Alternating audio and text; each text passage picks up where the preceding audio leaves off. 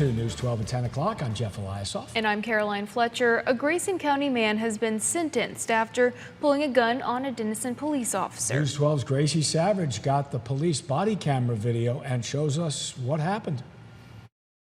Just like you do, all right? A terrifying moment for a teen boy in October of 2023 turned into a tense standoff with police.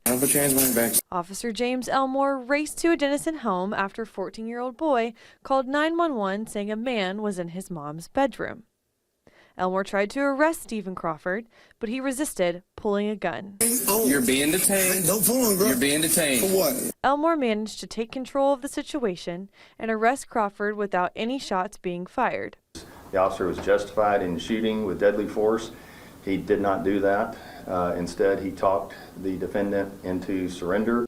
Denison Police Chief Mike Gudgel called it a great reflection of an officer who knows what he's doing. So the training that the officer went through obviously helped in ultimately calming the situation and getting that individual in custody without anybody getting hurt. The case hit the courtroom earlier this week, and after 3 days, the jury decided Crawford was guilty. There were actually 3 charges we went forward on this week. One of them was for aggravated assault on a peace officer with a deadly weapon.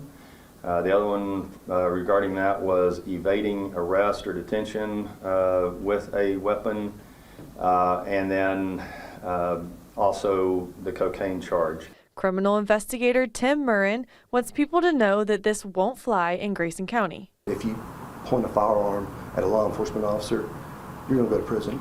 Crawford will spend 10 years behind bars. In Grayson County, Gracie Savage, News 12.